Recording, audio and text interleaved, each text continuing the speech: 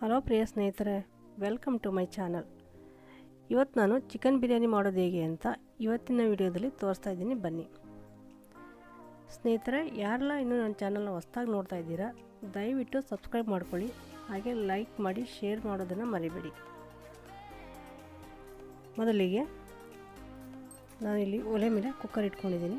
ಸ್ವಲ್ಪ ಬಿಸಿಯಾದ ನಂತರ ಒಂದು 200 ಗ್ರಾಮ್ನಷ್ಟು ಆಯಿಲ್ನ ಹಾಕ್ಕೊಳ್ತಾ ಇದ್ದೀನಿ. ಕುಕ್ಕರ್ ಬಿಸಿ ಆದ ನಂತರ 200 ಗ್ರಾಮ್ನಷ್ಟು ಆಯಿಲ್ ಹಾಕ್ಕೊಳ್ತಾ ಇದ್ದೀನಿ. ಹಾಗೆ ಒಂದು 2 ಸ್ಪೂನಷ್ಟು GRB ತುಪ್ಪನ ಹಾಕ್ಕೊಳ್ತಿದ್ದೀನಿ. ನೋಡಿ, ಎಣ್ಣೆ ತುಪ್ಪ ಎರಡು ಕಾದಿದೆ. ಮೊದಲಿಗೆ ಇಲ್ಲಿ ನಾನು ಸ್ವಲ್ಪ ಚಕ್ಕೆ ಕೂಡ ಹಾಕ್ಕೊಳ್ತಿದ್ದೀನಿ.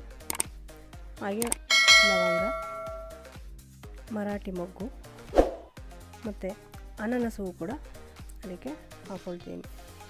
ಒಂದು 3 ಏಲಕ್ಕಿಕಾಯಿ, ಹಾಗೆ ಕಸ್ತೂರಿ ಮೇಥಿ,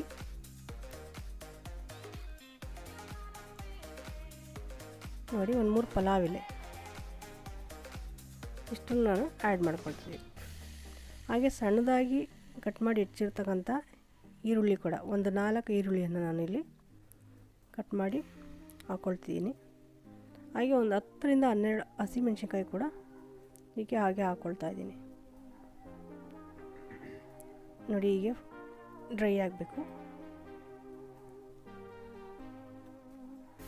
ಸ್ನೇಹಿತರೆ, ಚಿಕನ್ ಬಿರಿಯಾನಿ ಮಾಡೋದು ತುಂಬಾ ಈಸಿ, ಕಷ್ಟ ಅಂತ ಏನಲ್ವೇ ಅಲ್ಲ. ತುಂಬ ಈಸಿಯಾಗಿ ಮಾಡ್ಬೋದು. ತುಂಬ ಟೇಸ್ಟಿಯಾಗಿರ್ತಕ್ಕಂತಹ ಒಂದು ರೆಸಿಪಿ ಇದು. ಚಿಕನ್ ಬಿರಿಯಾನಿ ಅಂತ ಅಂದರೆ ಎಲ್ರಿಗೂ ಬಾಯಿ ನೀರು ಬರುತ್ತೆ ಅಲ್ವಾ. ಹಾಗೆ ನಾನಿಲ್ಲಿ ಶುಂಠಿ ಬೆಳ್ಳುಳ್ಳಿ ಪೇಸ್ಟನ್ನು ಕೂಡ ರೆಡಿ ಮಾಡಿ ಇಟ್ಕೊಂಡಿದ್ದೀನಿ. ಒಂದು 4 ಸ್ಪೂನಷ್ಟು ಶುಂಠಿ ಬೆಳ್ಳುಳ್ಳಿ ಪೇಸ್ಟನ್ನು ನಾನು ಇದಕ್ಕೆ ಆ್ಯಡ್ ಮಾಡ್ಕೊಳ್ತಿದ್ದೀನಿ. ಅದನ್ನು ಕೂಡ ಚೆನ್ನಾಗಿ ಎಣ್ಣೆಯಲ್ಲಿ ಫ್ರೈ ಮಾಡಬೇಕು, ಚೆನ್ನಾಗಿ ಹುರಿಬೇಕು. ಹೀಗೆ ಹುರಿದ ನಂತರ ನೆಕ್ಸ್ಟು ಸಣ್ಣದಾಗಿ ಹೆಚ್ಚಿರ್ತಕ್ಕಂಥ ಟೊಮೊಟೊವನ್ನು, ಒಂದು 2 ಟೊಮೊಟೊವನ್ನು ಸಣ್ಣದಾಗಿ ಹೆಚ್ಚಿಟ್ಕೊಂಡಿರ್ತೀನಿ, ಅದನ್ನು ಆ್ಯಡ್ ಮಾಡ್ಕೊಳ್ತೀನಿ. ಟೊಮೊಟೊ ಕೂಡ ಚೆನ್ನಾಗಿ ಬೇಯಬೇಕು. ಸ್ವಲ್ಪ ಮೆತ್ತಗಾದ ನಂತರ ನೆಕ್ಸ್ಟು ಏನು ಆ್ಯಡ್ ಮಾಡಬೇಕು ಅಂತ ಹೇಳ್ತೀನಿ ನಾನು. ಅದನ್ನು ಚೆನ್ನಾಗಿ ಹುರಿಬೇಕಾಗುತ್ತೆ. ಸ್ವಲ್ಪ ಘಮ ಘಮ ಅನ್ನೋ ಹಾಗೆ ಹುರಿದು ರೆಡಿ ಮಾಡಿಕೊಂಡ್ರೆ ನೋಡಿ, ಟೊಮೊಟೊ ಚೆನ್ನಾಗಿ ಬೇಯ್ತಾ ಇದೆ. ಟೊಮೊಟೊ ಬೆಂದ ನಂತರ ನಾನಿಲ್ಲಿ ಚಿಕನ್ ಬಿರಿಯಾನಿ ಮಸಾಲ ಅಂತ ಇದೆ ಪೌಡರ್, ಅಂಗಡಿಲಿ ಕೇಳಿದ್ರೆ ಸಿಗುತ್ತೆ. ಅದನ್ನು ಕೂಡ ಒಂದು 2 ಸ್ಪೂನಷ್ಟು ನಾನು ಇದನ್ನು ಆ್ಯಡ್ ಮಾಡ್ಕೊಳ್ತೀನಿ. Chicken masala powder.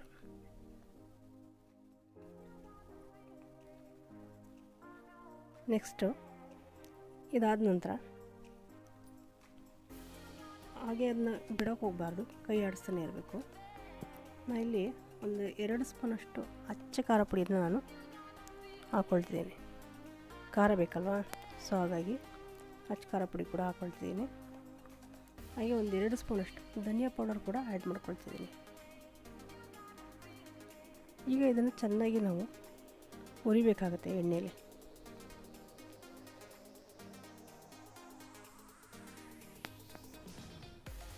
ತುಂಬ ಚೆನ್ನಾಗಿರುತ್ತೆ, ಒಳ್ಳೆ ಟೇಸ್ಟ್ ಇರುತ್ತೆ. ಹಾಗೆ ಇಲ್ಲಿ ಒಂದು 50 ಗ್ರಾಮ್ ಹಸಿ ಬಟಾಣಿ ಕೂಡ ನಾನಿಲ್ಲಿ ಆ್ಯಡ್ ಮಾಡ್ಕೊಳ್ತಿದ್ದೀನಿ. ಸ್ಟಾರ್ಟಿಂಗಿಗೆ ಬಟಾಣಿ ಹಾಕ್ಬಿಟ್ರೆ ಅದು ಮೆತ್ತಗಾಗ್ಬಿಡುತ್ತೆ, ಅಂದರೆ ಸಿಗೋದೇ ಇಲ್ಲ ಚೆನ್ನಾಗಿ ಬೆಂದ್ಬಿಟ್ಟು. ಹಾಗಾಗಿ ಮಧ್ಯದಲ್ಲಿ ಹಾಕ್ಕೋಬೇಕು. ಹಾಗೆ ನಾನಿಲ್ಲಿ ಚಿಕನನ್ನು ಕೂಡ ಚೆನ್ನಾಗಿ ನೀರಲ್ಲಿ ತೊಳೆದು ನೀರು ಸೋರೋವರೆಗೂ ಇಟ್ಕೊಂಡಿದ್ದು ಅನಂತರ ಹಾಕ್ಕೋತಿದ್ದೀನಿ. ನೀರು ಸಮೇತ ಹಾಕ್ಬಿಟ್ರೆ ಏನಾಗುತ್ತೆ, ಅದು ನೀರು ಬಿಟ್ಕೊಂಡು ಒಂಥರ ಬೇಯೋದೇ ಇಲ್ಲ. ಹಾಗಾಗಿ ಸ್ಟಾರ್ಟಿಂಗೇ ಇದನ್ನು ನೀರು ಸೋರಕ್ಕೆ ಇಟ್ಕೋಬೇಕಾಗತ್ತೆ. ಚಿಕನ್ನ ತೊಳೆದು ಅನಂತರ ಒಂದು ಅರ್ಧ ಖಾರ ಬೆಂದು ಡ್ರೈ ಆದಮೇಲೆ ಚಿಕನ್ ಹಾಕ್ಕೊಂಡ್ರೆ ನಿಮಗೆ ಅದಕ್ಕೆ ಚೆನ್ನಾಗಿ ಉಪ್ಪು ಖಾರ ಎಲ್ಲ ಚೆನ್ನಾಗಿ ಹಿಡಿಯುತ್ತೆ. ಅದು ಕೂಡ ಅಷ್ಟೇ ಚೆನ್ನಾಗಿ ಡ್ರೈ ಮಾಡ್ಕೋಬೇಕಾಗುತ್ತೆ. ಹಾಗೆ ನಾನು ಒಂದು ಸ್ವಲ್ಪ ಅರಿಶಿನ ಕೂಡ ನಾನು ಆ್ಯಡ್ ಮಾಡ್ಕೊಳ್ತಿದ್ದೀನಿ. ಒಂದು ಸ್ವಲ್ಪ ರುಚಿಗೆ ತಕ್ಕಷ್ಟು ಅಂತ ಹೇಳ್ತೀವಲ್ಲ, ಹಾಗೆ ಸ್ವಲ್ಪ ಉಪ್ಪನ್ನ ಆ್ಯಡ್ ಮಾಡ್ಕೊಳ್ಳೋಣ. ಯಾಕೆಂದರೆ ಲಾಸ್ಟ್ಗೆ ಹಾಕೊಳ್ಳೋಣ ಉಪ್ಪು, ಚಿಕನ್ಗೋಸ್ಕರ, ಚಿಕನ್ ಉಪ್ಪು ಹಿಡೀಲಿ ಅನ್ನೋಕ್ಕೋಸ್ಕರ ನಾನು ಹಾಕಿದ್ದು. ಹಾಕ್ಬಿಟ್ಟು ಮುಚ್ಚಿಬಿಟ್ಟು ಒಂದು 10 ನಿಮಿಷ ಆದಮೇಲೆ ತೆಗೆದ್ರೆ ನೋಡಿ ಈ ರೀತಿಯಾಗಿ ಬೆಂದಿರುತ್ತೆ, ಎಣ್ಣೆ ಎಲ್ಲ ಮೇಲೆ ಬಿಟ್ಕೊಂಡಿರುತ್ತೆ. ಹಾಗೆ ಒಂದು ಕಪ್ಪು ಮೊಸರು ಕೂಡ ಆ್ಯಡ್ ಮಾಡ್ಕೊಳ್ತಿದ್ದೀನಿ. ಮೊಸರು ಹಾಕಿ ಚೆನ್ನಾಗಿ ತಿರುಗಿಸೋಣ. ಹಾಗೆ ಸ್ನೇಹಿತರೆ, ಇದಾದ ನಂತರ ನೆಕ್ಸ್ಟು ನಾನು ಬಾಸ್ಮತಿ ರೈಸ್ನ ತೊಗೊಂಡು ಮುಂಚೆನೇ ನಾನು ತೊಳೆದು ಒಂದು 10 ನಿಮಿಷ ಸೋರಾಕೊಳ್ತೀನಿ. ನಾನು ಅದು ರೆಡಿ ಮಾಡಿ ಇಟ್ಕೊಂಡ್ಬೇಡ. ಹಾಗೆಯೇ ಅದ್ರ ಜೊತೆಗೆ ಒಂದು ಅರ್ಧ ಸ್ಪೂನ್ ಕಾಳು ಮೆಣಸಿನ ಪುಡಿನ ನಾನು ಇದಕ್ಕೆ ಆ್ಯಡ್ ಮಾಡ್ಕೊಳ್ತಿದ್ದೀನಿ. ಸ್ವಲ್ಪ ಖಾರ ಬೇಕಾಗುತ್ತಲ್ವ, ಹಾಗಾಗಿ ಕಾಳು ಮೆಣಸಿನ ಪುಡಿನ ಒಂದು ಅರ್ಧ ಸ್ಪೂನಷ್ಟು ಹಾಕ್ಕೊಳ್ತಿದ್ದೀನಿ. ನೋಡಿ, ನಾನು ಮೊದಲೇ ಹೇಳಿದ್ನಲ್ಲ, ಬಾಸ್ಮತಿ ರೈಸ್ನ ನಾನು ಒಂದು 10 ನಿಮಿಷ ತೊಳೆದು ನೆನೆ ಹಾಕಿ ಸೋರಿ ಇಟ್ಕೊಂಡಿದ್ದೆ. ಈಗ ಅದನ್ನು ಕೂಡ ಆ್ಯಡ್ ಮಾಡ್ಕೊಳ್ತಾ ಇದ್ದೀನಿ. ಹಾಗೆಯೇ ಪಕ್ಕದಲ್ಲಿ ಇನ್ನೊಂದು ಒಲೆಯಲ್ಲಿ ಸ್ವಲ್ಪ ಬಿಸಿನೀರನ್ನ ಇಟ್ಕೊಂಡ್ರೆ ಒಳ್ಳೆಯದು. ಯಾಕೆಂದರೆ ಇದಕ್ಕೆ ತಣ್ಣೀರು ಹಾಕೋದಕ್ಕಿಂತ ಕಾದಿರೋ ಬಿಸಿನೀರನ್ನ ಹಾಕ್ಕೊಳ್ಳೋದು ಒಳ್ಳೆಯದು. ಅಕ್ಕಿ ತೊಳೆದ ತಕ್ಷಣವೇ ಸ್ವಲ್ಪ ಬಿಸಿನೀರನ್ನ ಇಟ್ಕೋಬೇಕಾಗುತ್ತೆ. ಗೊತ್ತಲ್ವಾ ಅಕ್ಕಿ ಎಷ್ಟು ಹಾಕಿದ್ರೆ ಮೆಜರ್ಮೆಂಟ್ ನೀರು ಎಷ್ಟು ಹಾಕಬೇಕು ಅಂತ. ಇಲ್ಲಿ ನಾನು 1 kg ಅಕ್ಕಿ ಹಾಕ್ಕೊಂಡಿದ್ದೀನಿ. ಅದಕ್ಕೆ 1.5 ಲೀಟರಷ್ಟು ನೀರನ್ನ ನಾನು ಇದಕ್ಕೆ ಆ್ಯಡ್ ಮಾಡ್ಕೊಂಡಿದ್ದೀನಿ. ಒಂದು ಸ್ವಲ್ಪ ಉದುದ್ರಾಗಿರಲಿ ಅನ್ನೋದಕ್ಕೋಸ್ಕರ ಸ್ವಲ್ಪ ನೀರು ಕಮ್ಮಿ ಮಾಡ್ಕೊಂಡಿದ್ದೀನಿ. ಹಾಗೆ ಸ್ವಲ್ಪ ಕೊತ್ತಂಬರಿ ಸೊಪ್ಪು ಮತ್ತು ಒಂದು ಅರ್ಧ ಹೋಳು ನಿಂಬೆಹಣ್ಣನ್ನು ಕೂಡ ಇದಕ್ಕೆ ಆ್ಯಡ್ ಮಾಡ್ತಿದ್ದೀನಿ. ಹಾಗೆ ಬಿಟ್ಟರೆ ಏನಾಗುತ್ತೆ, ತಳ ಹಿಡಿದ್ಬಿಡುತ್ತೆ ಸ್ವಲ್ಪ. ಹಾಗಾಗಿ ಅದನ್ನು ತಿರುಗಿಸ್ತಾ ಇರಬೇಕಾಗುತ್ತೆ. ನೋಡಿ, ಈ ರೀತಿಯಾಗಿ ಚೆನ್ನಾಗಿ ಕೈ ಆಡಿಸ್ಬೇಕು. ಒಂದು 2-3 ನಿಮಿಷ ಈ ರೀತಿ ಮಾಡಿಬಿಟ್ಟು ನೋಡಿ, ನಾನು ಹೇಳಿದ್ನಲ್ಲ, ಕಾದಿರೋ ನೀರನ್ನು ನಾನಿಲ್ಲಿ ಇದಕ್ಕೆ ಆ್ಯಡ್ ಮಾಡ್ತಾಯಿದ್ದೀನಿ. ತಣ್ಣೀರಿಗಿನ್ನ ಬಿಸಿನೀರನ್ನ ನೀವು ಆ್ಯಡ್ ಮಾಡಿಕೊಂಡ್ರೆ ಅನ್ನ ಉದುದ್ರಾಗಿ ಬರುತ್ತೆ. ಹಾಗೆ ಕುಕ್ಕರು ಕೂಡ ತಳ ಹಿಡಿಯೋ ಚಾನ್ಸಸ್ ಕಮ್ಮಿ ಇರುತ್ತೆ. ಪದೇ ಪದೇ ತಿರುಗೋದು ಕೂಡ ತಪ್ಪುತ್ತೆ. ಬೇಗ ಅದು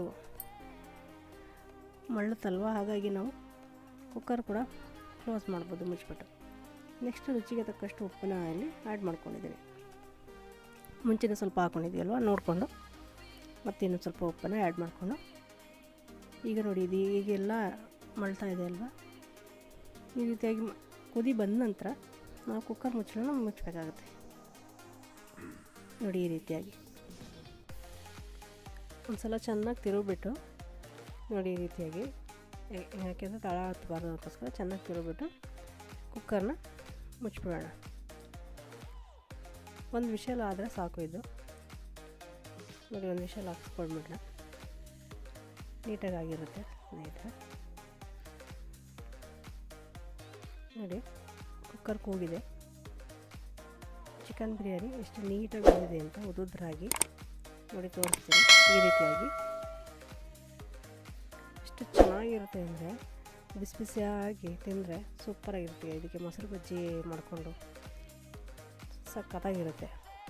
ಸ್ನೇಹಿತರೆ, ನೋಡೋರಲ್ಲ ಚಿಕನ್ ಬಿರಿಯಾನಿ ಮಾಡೋದು ಹೇಗೆ ಅಂತ. ಲೈಕ್ ಮಾಡಿ, ಶೇರ್ ಮಾಡಿ, ಸಬ್ಸ್ಕ್ರೈಬ್ ಆಗೋದನ್ನು ಮರಿಬೇಡಿ. Thank you.